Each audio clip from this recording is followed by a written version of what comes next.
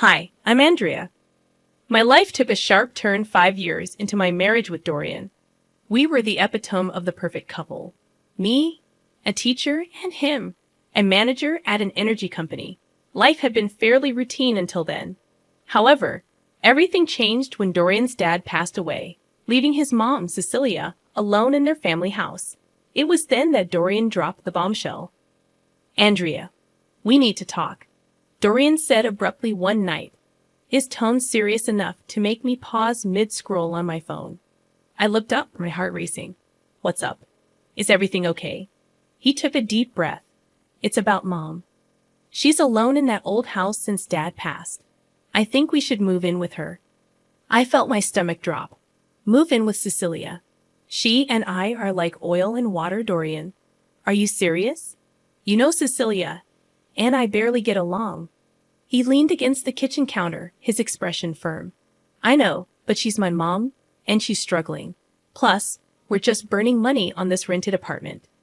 I sighed, running a hand through my hair. But this is our space, our home.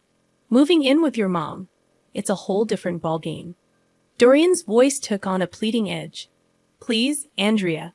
It's not just about the space. It's about family. Mom needs us. I bit my lip, feeling cornered. Your mom needs us, or you need your mom. He frowned. That's not fair, Andrea. It's not like I'm asking you to live in a dump. It's a huge house, plenty of room for all of us. I crossed my arms, feeling the tension rise. And what about our life here? Just uproot everything because Cecilia snaps her fingers. Dorian's tone heightened. It's not like that, and you know it. I'm thinking about what's best for everyone. I shot back, everyone, or just Cecilia. He threw his hands up in frustration. Can't you just try to see the bigger picture here, Andrea? I glared at him. I am looking at the bigger picture, Dorian. Our life, our independence. Not just playing happy families in that gloomy old house of hers. The argument went in circles, but eventually I caved, giving in to Dorian for the sake of peace. But deep down, I dreaded every bit of it. Moving day came, and it was as uncomfortable as I had imagined. Cecilia's house was this imposing old structure with rooms that echoed and a constant chill in the air. Cecilia greeted us with a stiff smile. Welcome to my home. I expect you to respect my ways. I forced a smile, trying to keep the peace. Of course, Cecilia. We appreciate you letting us stay. But living with Cecilia was like living with a hawk. She had a comment for everything. Don't put the dishes away like that, or you're overwatering the plants. It was relentless. One night, after a particularly harsh critique on my cooking, I exploded to Dorian in our room. I can't do a damn thing right for your mother. It's like living with a drill sergeant. Dorian rubbed his temples, looking equally frustrated. Andrea, just give it time. She's old and set in her ways. I threw my hands up. Great. So we just tiptoe around her till the end of time? He didn't have an answer, and honestly, neither did I. This house, with its constant surveillance and Cecilia's scrutinizing eyes, was suffocating. Life in Cecilia's house was turning into a daily grind. Just when I thought I could handle it, Dorian dropped another bombshell. It was a lazy Sunday afternoon, and I was trying to find some peace in the garden when he came out. Andrea, we need to talk, Dorian said, leaning on the garden gate. I looked up, feeling a knot in my stomach. What now, Dorian? He took a deep breath. I think you should quit your job and stay home. We're spending a fortune on a nurse and housekeeper for Mom. It makes more sense. I stood up, anger rising. Quit my job, Dorian. I love teaching. It's not just about the money. He ran his hand through his hair, his tone getting edgy. I know, but think about it. It'll make things easier around here. I shook my head, disbelief washing over me. So what? I just become a full-time maid and nurse? That's not the life I want. Dorian's voice rose. It's not about what we want, Andrea. It's about what's practical. My mom needs us. I glared at him. No, your mom needs you. I didn't sign up to be her caretaker. He shot back, Well, things change, Andrea. We need to adapt. Adapt. That word felt like a slap. I loved my job, my independence. This wasn't adapting. This was sacrificing. You know what, Dorian? Fine, I'll do it. But don't expect me to be happy about it. He sighed, a look of relief crossing his face. Thank you, Andrea. It means a lot. But it didn't feel like a victory. It felt like I was losing a part of myself. Quitting my job was hard, but the days that followed were harder. I was now a full-time housekeeper, nurse, and cook. Cecilia, as always, had her 2 cents to add about everything. Those curtains need a wash, she'd say, or the soup is too salty. It was endless. One day, I snapped. Cecilia was criticizing the way I arranged her clothes, and I couldn't take it anymore. Cecilia, can you just stop? I'm doing my best here. She looked taken aback. Well, I'm sorry if I have standards, Andrea. I slammed the iron down, my voice trembling with frustration. I'm not your servant, Cecilia. I'm your son's wife. I'm here trying to help, and all you do is criticize me. There was a moment of tense silence, and then Cecilia's expression softened slightly. I know you're trying, Andrea. I'm just used to things a certain way. I sighed, feeling the tension drain out of me. I know, Cecilia, but I'm not you. I have my way of doing things. From that day on, things were slightly better. Cecilia toned down her criticisms, and I tried to accommodate her. It was a fragile truce, but it was better than the constant battles. As time dragged on in Cecilia's house, the atmosphere grew denser, almost suffocating. Dorian's behavior became increasingly distant and elusive. He was always late from work, and when he was home, he might as well have been invisible, retreating to the spare room as if it were his sanctuary. One evening, unable to bear the silence and distance anymore, I cornered him in the kitchen. Dorian, what's going on with you? You're hardly here, and when you are, it's like you're not even my husband anymore. He'd avoided eye contact, stirring his coffee absent-mindedly. Work's a nightmare right now, Andrea. Just piles of stress. I leaned back against the counter, my arms folded. I get stressed, Dorian, but this feels like you're shutting me out. You're here, but you're not really here. He exhaled heavily, his gaze still fixed on his coffee. I don't know what you want me to say, Andrea. I'm just really tied up with stuff. I wanted to believe him, to understand, but something inside me screamed that there was more to it. Then there was Jessica, Dorian's sister, who made it her mission to add to the tension. Each visit from her was a trial. She'd look around the house with a sneer and quip, still stuck in this old dump, huh? I usually bit my tongue, but one day, her taunts hit a nerve. Not all of us have the luxury to mooch off others, Jessica, I shot back. She just chuckled, her voice grating on my nerves. Oh, look at you, playing the maid in a haunted house. Pathetic. I clenched my jaw, holding back a barrage of words. Dorian, ever the silent bystander, offered no defense. His silence was like another jab, another confirmation of the growing gulf between us. The biggest shift, however, came with Cecilia. One day, she called for Jessica, her voice frail and desperate. Jessica, I need help with a bath. I can't manage on my own anymore. Jessica's response was cold and cutting. Help yourself, Mom. I'm not your caretaker. Cecilia broke down in tears, and my heart couldn't take it. Despite our rocky history, I couldn't leave her in that state. I assisted her with the bath, and something shifted between us that day. Cecilia began to warm up to me, treating me less like an intruder and more like a daughter. It was a welcome change, but it also underscored how far Dorian and I had drifted apart. The house felt colder, emptier. Despite Cecilia's newfound warmth towards me, the walls seemed to echo with the growing silence between Dorian and me, a chasm widening with each passing day. The chill in our home grew more pronounced each day. Dorian's late nights at work became the norm, and our conversations turned into mere whispers of their former selves. It was during one of these fleeting interactions that Dorian dropped a bombshell that would add to the growing pile of secrets and lies. Andrea, I got an apartment near work, he said nonchalantly, as if he was discussing the weather. I almost dropped the dish I was cleaning. An apartment? Why on earth would you need that? He leaned against the doorframe, avoiding my gaze.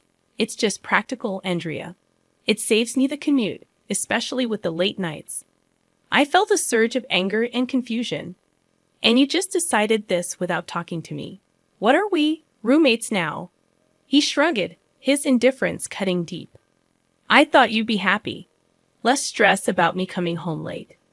I shook my head, disbelief coloring my tone. Happy, Dorian? This feels like you're living a double life. What's next? You'll tell me you have a second family? He sighed, rubbing his forehead. Don't be dramatic, Andrea. It's not like that. I wanted to push further, to break through his nonchalant facade, but I knew it was futile. The conversation ended there, as did many of our conversations those days. The true shock came a few days later in a candid conversation with Cecilia. We were in the living room, sharing a rare moment of calm when she suddenly said, You know, Dorian didn't buy that apartment with his money. I looked at her puzzled. What do you mean? She hesitated, then continued. He used my savings. He said it was an investment. He even put it in my name. My heart sank as the realization hit. He's been using your money, and you're okay with this. Cecilia shrugged, a sad look in her eyes. I couldn't say no. He's my son. But I thought you should know, she said softly. I was speechless. Dorian's secret apartment was one thing, but using his mother's savings under the guise of investment. It felt like the man I married was slipping away, replaced by the stranger with secrets and lies. A few days later, I confronted Dorian about it. Dorian, why didn't you tell me the apartment was bought with your mom's money? He was unapologetic, almost defiant. Because I knew you'd react like this. It's an investment, Andrea. It's not a big deal, he said dismissively. I couldn't believe his audacity. Not a big deal? You're gambling with your mom's savings and keeping it from me. What else are you hiding? He turned away, ending the conversation with a dismissive wave. You wouldn't understand, Andrea. It's business. That word, business, felt like a chasm between us, an excuse for everything that was going wrong in our marriage.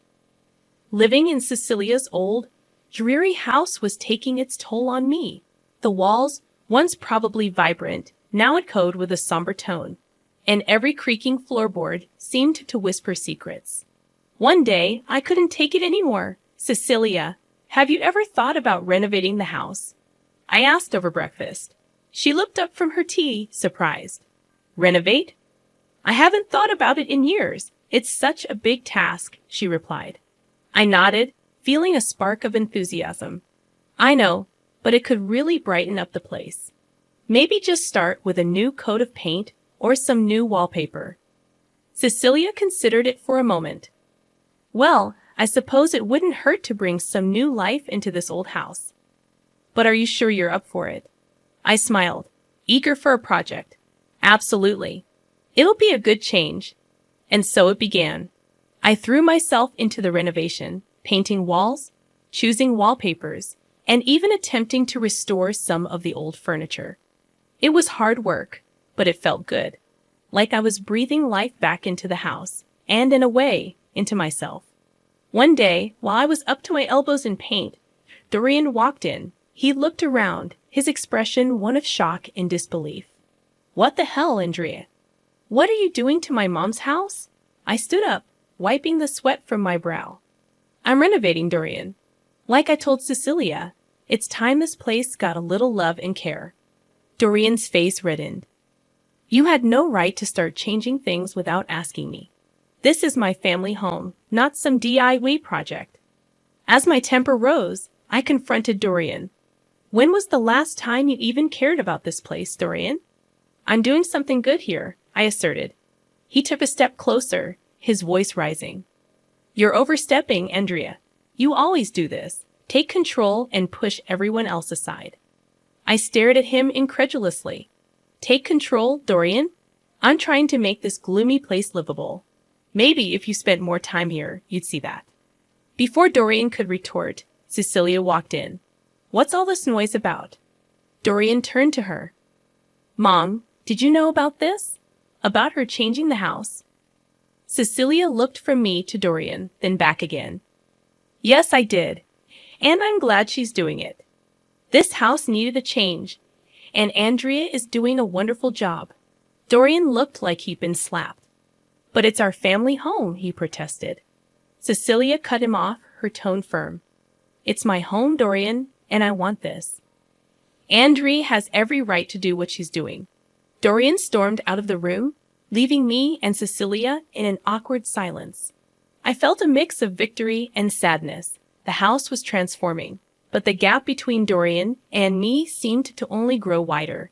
The day Cecilia suffered her stroke, our world turned upside down. I was there, witnessing her sudden decline, her words slurring, her body weakening. Panic gripped me as I called for help, my voice quivering with fear. In the hospital, the grim reality set in. Cecilia needed constant care. I looked to Dorian for support, but he was distant, his eyes void of concern. I can't deal with this. I have enough on my plate, he said, his voice cold. I was stunned. You can't deal with this, Dorian. She's your mother. He shrugged, his response cutting like a knife. Yeah, and she's been a burden for years. This is just the cherry on top. I couldn't hide my disgust. She's not a burden, Dorian. She's family. She needs us. His laugh was bitter. Us? No, Andrea. She needs you. I've got other things to handle. I was left speechless, my respect for him sinking. I took it upon myself to care for Cecilia. It was hard watching the once strong woman confined to a bed, dependent for every little thing. As I became Cecilia's primary caregiver, Dorian's visits grew rarer, and his indifference more apparent. His visits were short, his conversations with Cecilia brief and superficial. Then Jessica came. I overheard them in the living room, their words like venom. We should start thinking about the will, dividing the assets, Jessica said, her voice devoid of any emotion. I burst into the room, fury coursing through my veins. How can you be so heartless, discussing her will right in front of her? She's still here, I seethed. Jessica's words were sharp. Oh, look who's talking. The saintly daughter-in-law. This is our family's matter. Stay out of it. Dorian chimed in, his voice laced with cynicism. Andrea, just drop it. It's practical to plan these things. No use pretending she's going to bounce back. I was aghast at his cruelty. Practical. She's your mother, Dorian. How can you be so callous? He shrugged, his reply cold and detached. Life's callous, Andrea. Better get used to it. I turned away, my heart heavy with disgust. In the following weeks, I dedicated myself to Cecilia's recovery, and to my surprise, she showed signs of improvement. Her fingers twitched, her speech cleared. She even managed a few steps. It was a miracle to me, but a nuisance to Dorian and Jessica. Their true colors were now vividly clear. Their mother's plight was nothing more than an inconvenience, a hurdle in their path of inheritance. The betrayal stung deep, not just as a daughter-in-law, but as a human being. Life had settled into a grim routine. Cecilia's health was a constant roller coaster, with small victories overshadowed by the looming fear of the worst. Then it happened. Another stroke, this time more severe. The call from the hospital felt like a punch to the gut, but Cecilia didn't make it. The funeral was a somber affair. I stood beside the grave, my heart heavy, watching as people paid their respects. That's when Dorian arrived, accompanied by a woman I didn't recognize and two small kids clinging to her hands. Who's she?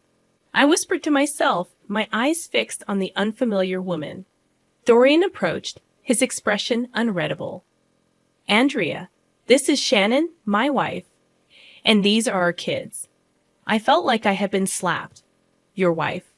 When did this happen? He shrugged, a coldness in his voice. A while ago. It's none of your business, Andrea. I was speechless, my mind reeling. During all this time with Cecilia, Jessica was there too, her usual sneer in place. Finally showing your true colors, Andrea. Playing the grieving daughter-in-law. It's a bit late for that, she sneered. I glared at her, my voice laced with contempt. I was here for Cecilia when you both abandoned her. Don't you dare judge me. Dorian interjected. Let's just get this over with. We have other matters to discuss. After the funeral ended and the gathering moved to Cecilia's house for the will reading, Dorian and Jessica were like vultures, eagerly awaiting their share. The lawyer began reading the will, and that's when the bombshell dropped. Everything, the house, the money, all of it was left to me.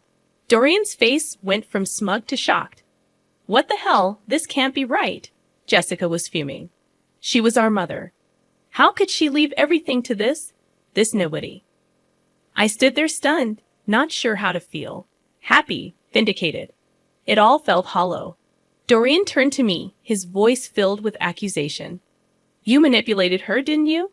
Turned her against us? I shook my head, disbelief and anger mixing in my voice. I did nothing but care for her, which is more than I can say for you, I stated firmly as Dorian and Jessica seethed with anger. The lawyer intervened, reminding them Cecilia was very clear in her will. Jessica was red-faced with fury. This is not the end.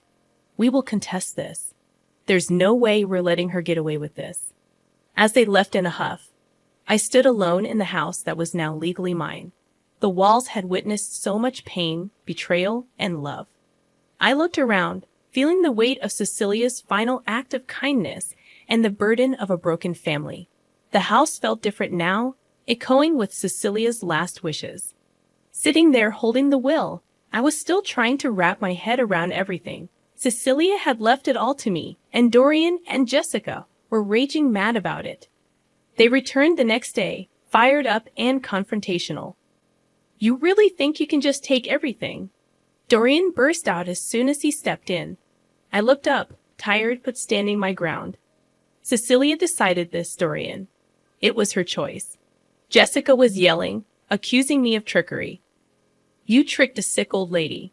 We won't let you get away with this. I stood up, fed up with their nonsense. Tricked. I was there for her, unlike you two. She chose to leave it to me. Dorian was fuming.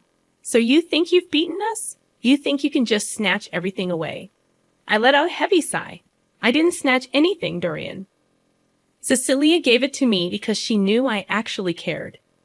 Their yelling didn't stop, but it was just noise against the truth. I knew I was there for Cecilia when they weren't. Then, the lawyer showed up with a video Cecilia had made. Her voice filled the room as she made her wishes clear. I left everything to Andrea because she was like the daughter I never had. She was there when my own kids weren't. She deserves it all. The room went quiet. Dorian looked like he'd been punched in the gut, and Jessica started crying, finally realizing the gravity of their actions. After that, Dorian and Jessica left, and all their threats fell flat. I was alone in the big house, surrounded by the past and contemplating the future. I decided to divorce Dorian. It was tough, but it had to be done. He and his new family had to move to a rental place. Jessica had her own mess to deal with. Her debts and bad choices were catching up to her. As for me, I stood in my new house feeling sad, but also kind of excited. Cecilia's will wasn't just about the house and money. It was like she was telling me to be strong and make my own way. I decided to start over, using what Cecilia left me to build something new for myself. The house, once a reminder of tough times, was now a place for new beginnings.